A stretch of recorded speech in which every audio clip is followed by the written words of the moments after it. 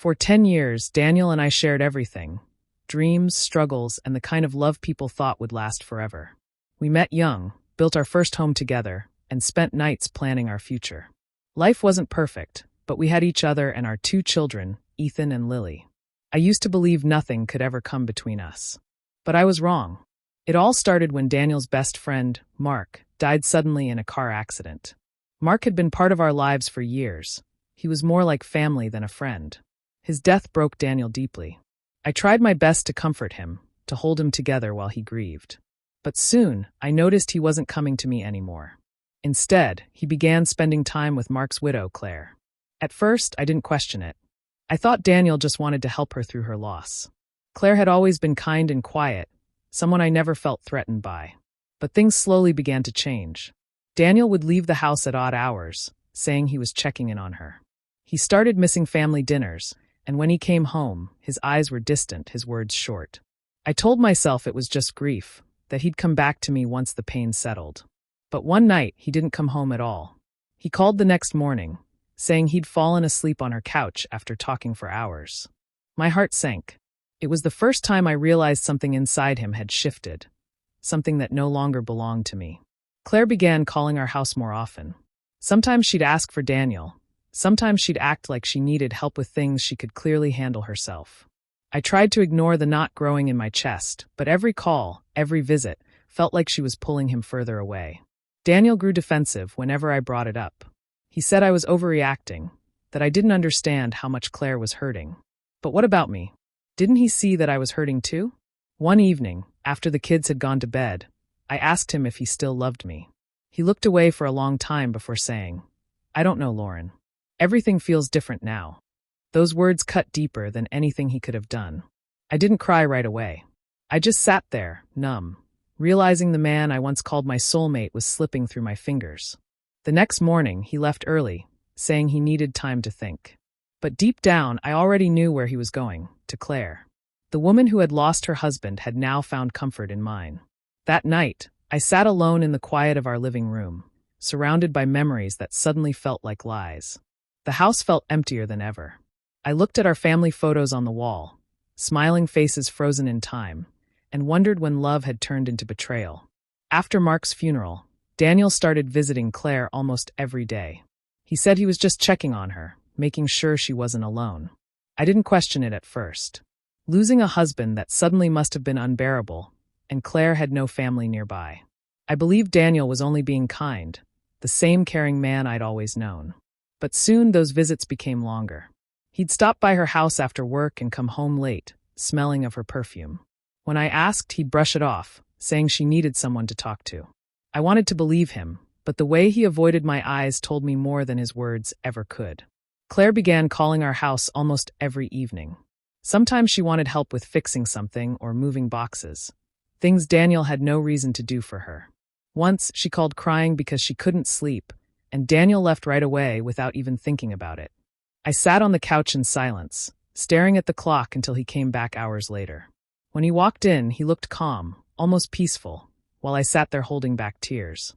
I kept reminding myself that grief can make people act strangely, that maybe they both just needed to feel connected to someone who understood their loss. But every time Daniel left to see her, something inside me twisted tighter. The man who used to rush home to have dinner with us now had excuses to stay away. When I met Claire at the grocery store one afternoon, she smiled softly, her eyes red as if she'd been crying. "Daniel's been such a blessing," she said. "I don't know how I'd get through this without him." Her tone was polite, but the way she said his name made my stomach turn. I smiled back, pretending everything was fine, but my hands shook the whole drive home. That night, I asked Daniel if he really thought it was right to spend so much time with her. He got defensive, saying I was being insensitive and jealous of a widow. He said Claire was like family, that she needed him more than ever. I didn't argue, there was no point. The more I tried to hold on, the more distant he became. A few weeks later, I noticed something different about him. He laughed more, but not with me. He started wearing new shirts, using a new cologne, and humming songs he never liked before. When he'd talk about Claire, his face softened in a way that used to be reserved for me. One evening, I overheard him on the phone, laughing quietly. His voice had that gentle warmth I hadn't heard in months. "You always know how to make me smile," he said before hanging up. When he turned around and saw me, he froze for a second, then forced a smile and said it was just a work call. I nodded, pretending to believe him, but in my heart, I knew the truth. The laughter between them wasn't about comfort anymore. It wasn't grief. It was something deeper, something I was no longer a part of. And that realization, that slow, silent shift, hurt more than any argument ever could. Not long after Daniel started spending more time with Claire, I began to notice small changes in him. He wasn't the same man who used to laugh over burned toast or tease me about my cooking. Suddenly, everything I did seemed to annoy him. If dinner wasn't ready on time, he'd sigh loudly or leave the table without eating. If I reminded him about bills or the kids' school events, he'd snap, saying I was nagging. At first, I thought maybe it was stress. He'd been through a lot after Mark's death, and maybe he just needed time. But his tone grew colder every day. He started criticizing things he never cared about before. The way I talked, the way I dressed, even the way I tucked the kids into bed. It felt like nothing I did was right anymore. One evening, after another pointless argument, he said something that broke me. "Claire understands me," he muttered. "She gets what I've lost." The words hit me hard.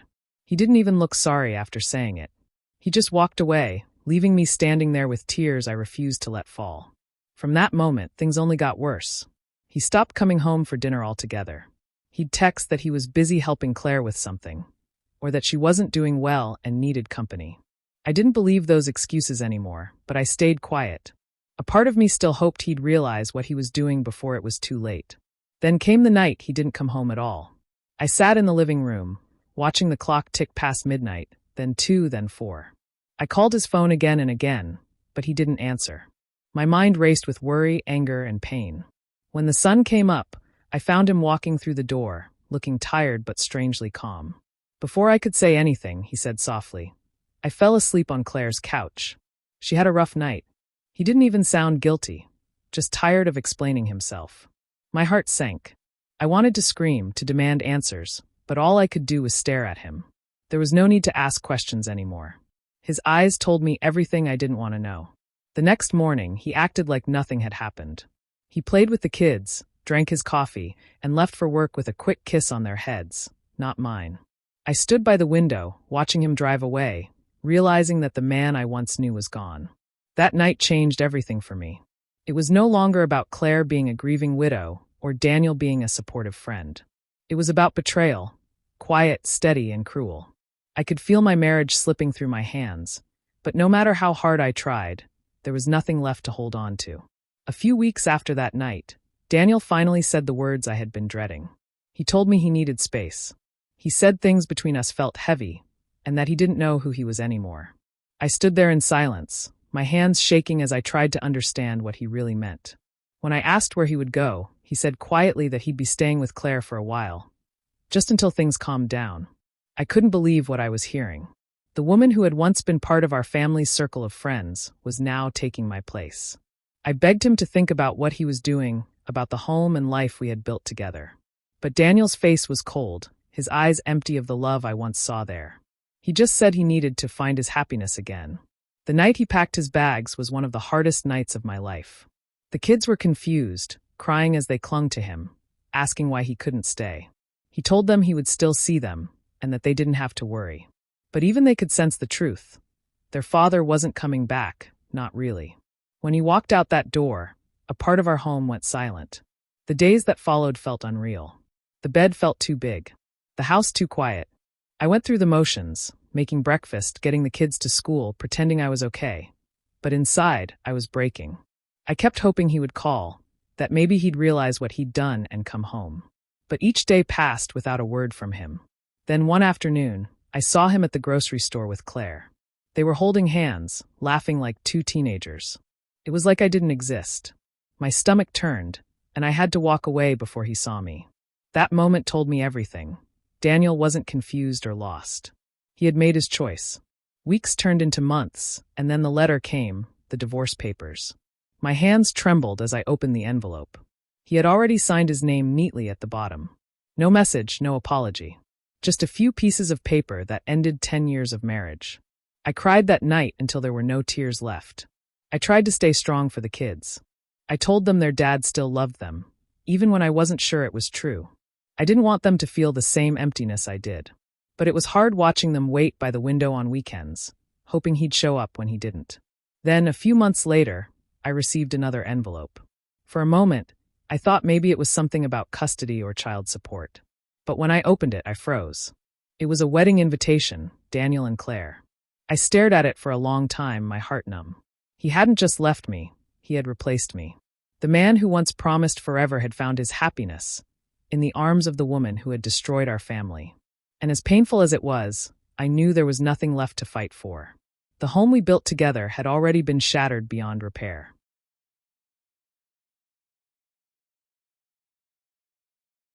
After Daniel and Claire's wedding, something inside me finally settled. The pain was still there, but it wasn't sharp anymore. It had turned into a quiet ache I learned to live with. I stopped waiting for calls that never came and started focusing on what I could control, myself and my kids. The first thing I did was find help. I started going to therapy once a week. At first, I barely spoke. I just sat there, trying not to cry. But slowly, I began to let everything out, the betrayal, the anger, the loneliness. My therapist reminded me that healing didn't mean forgetting. It meant choosing peace over pain. That stayed with me. I found a part-time job at a small bakery downtown. The pay wasn't much, but it gave me purpose. I'd wake up early, pack lunches for the kids, drop them at school, and then head to work. I liked the smell of fresh bread and the quiet hum of the ovens. It felt good to be useful again. People who came in regularly started remembering my name, and that made me feel seen. It was small, but it mattered. At night, I focused on my children. They were my reason to keep going. We'd watch movies together, play board games, or just talk about their day. Sometimes they'd ask why their dad didn't visit as often, and I'd just say he was busy. It wasn't the full truth, but it was kinder than the reality. Months passed, and slowly I started hearing things, whispers from mutual friends and neighbors. They said Daniel and Claire weren't doing so well. Her spending habits had gotten worse, and the insurance money she'd received from Mark's death was almost gone. Daniel's small company had also started losing clients. I never asked for details, but the stories kept coming. People expected me to gloat or take satisfaction in their downfall, but I didn't. I'd already learned that karma doesn't need a stage. Life has a way of balancing itself out. I didn't want revenge anymore. I just wanted peace. Sometimes I'd see Daniel in town. He looked different, older, tired, as if life had drained something out of him. Once we made eye contact at a red light. He gave me a small, sad smile before looking away. I didn't wave. There was nothing left to say. Claire, on the other hand, seemed restless. I'd see her at fancy stores, still trying to keep up appearances, acting like everything was fine. But I could see the cracks behind her smile. The shine she once carried, that fake confidence, was fading fast. Meanwhile, I kept building myself back up. My savings grew, my kids smiled more, and the house began to feel like home again. I started sleeping peacefully for the first time in years. I didn't wish them harm. But deep down, I knew the kind of love they had wouldn't last. It was built on betrayal, and things built on lies never stay strong for long. So I stayed quiet and let life take care of the rest, because I'd finally learned that silence can be the loudest revenge. It didn't take long for Daniel to realize that Claire wasn't the woman he thought she was. At first, he was swept up in the excitement of being with her, the attention, the laughter, the thrill of something new. But soon the cracks began to show. Claire started selling things that had belonged to Mark, claiming she needed the money for bills or emergencies. Daniel didn't notice at first, trusting her completely, thinking she was grieving and needed support. But then bills started arriving in his name, expensive charges he hadn't made, some for things he didn't even recognize. Claire had maxed out his credit cards. When he asked her about it, she shrugged, smiling in that careless way he had once found charming. It wasn't just money. She began flirting with other men at parties, laughing a little too long at their jokes, brushing against them in ways Daniel hadn't seen her do with anyone else. At first, he thought she was just being friendly. But deep down, a small voice whispered that this wasn't harmless. Finally, one evening, he confronted her. He asked why she was acting this way, why she was using him and betraying the trust he had given her. Claire just laughed, a cold, sharp sound that made his stomach turn. "You wanted me," she said, looking him straight in the eyes. "Not my heart." That simple sentence hit Daniel harder than any insult could. He realized too late that he hadn't married a grieving widow. He had married someone who only wanted the lifestyle, the attention, and the money he could provide. All the promises, all the smiles, all the comfort he thought he'd found. It was fake. Slowly, his perfect dream started to crumble. The house they had moved into didn't feel like a home anymore. Arguments erupted over small things, then big things. Friends he'd introduced to her began noticing her disrespectful behavior. His business started slipping because he was distracted and stressed, trying to manage both Claire's reckless spending and the growing mess in his personal life. He started losing sleep, worrying constantly, realizing that every choice he had made, leaving his wife, abandoning his kids, marrying Claire, had led him here. The excitement and love he once thought he felt were gone, replaced with tension, regret, and fear. He wanted to call me to apologize, to ask if we could fix things, but he knew it was too late. By the time he understood the kind of person Claire really was, the consequences had already begun. Watching him struggle, seeing the man who once left me for someone else, now trapped in a situation he couldn't control, brought a strange sense of calm to me. I didn't celebrate it, but I felt peace. Karma had arrived quietly, without a show, teaching him a lesson I didn't need to deliver. His perfect life had turned into a nightmare. And this time, there was no one to save him but himself. One rainy evening, I heard a knock at the door. When I opened it, I couldn't believe my eyes. Daniel stood there, looking smaller than I remembered, thinner, tired, his shoulders slumped as if the weight of the world had settled on him. His clothes were disheveled, and there was a hollow look in his eyes I had never seen before. He stepped inside without waiting for an invitation. "Lauren," he said quietly, almost ashamed. "I need to talk to you." I didn't say anything. I just led him to the couch and sat down, keeping my distance. He took a deep breath, staring at the floor. "I made the biggest mistake of my life," he admitted. "I left you our kids, everything we had, and for what? I thought I wanted happiness, but I was wrong. So wrong." His voice cracked, and I could hear the genuine regret in it. I listened, letting him talk, but I stayed silent. I didn't interrupt, didn't console, didn't look away. My silence spoke louder than any words could. I had already rebuilt my life without him, and I wasn't about to let his guilt become my burden. He tried to explain how he had thought Claire was the answer to his loneliness, how he had been blinded by excitement and novelty. He said he hadn't realized what he was giving up. Our home, our family, the life we had built together. Every word he spoke reminded me of the nights I waited up for him, the tears I shed alone, the conversations that went unanswered. "I can't believe I hurt you like that," he said, his hands shaking slightly. "I'd give anything to go back." I took a deep breath and looked at him directly. My eyes softened, but I didn't speak. I had forgiven him, yes, but not for him. I forgave him for my own peace. Carrying anger and pain would have only kept me chained to the past, and I wasn't going to do that anymore. For a moment, he just stared at me, expecting something, maybe comfort, maybe a second chance. But I couldn't give him that. I had moved on emotionally long before he came knocking. I had learned that some people only realize the value of something after they've lost it. After a while, he stood up, looking defeated. "I don't know if I can ever make this right," he whispered. I wanted you to know I'm sorry." I nodded silently. That was all I could give him. I didn't need to say it, didn't need to explain how strong I had become, how my life was full again, how the kids were happy. He could see it in my calm, steady eyes. When he left, the door clicked shut behind him. I didn't cry. I didn't feel anger. I felt something heavier, closure. He had come back too late, and I had already found myself again. In the quiet of the house, I finally breathed fully, knowing that my forgiveness was mine, and his regret was his to carry alone. A few weeks after Daniel's visit, things took an even harsher turn. Claire disappeared. One morning, he woke up to find the house empty, her bags gone, and all the remaining money she could get her hands on vanished. The shock left him speechless. Every bill he checked, every account he looked at, showed the truth. She had taken everything he thought was secure. At first, Daniel couldn't believe it. He called her, texted her, even went to her parents' house. No one knew where she was. Panic set in when he realized she wasn't coming back, and there was nothing he could do to stop her.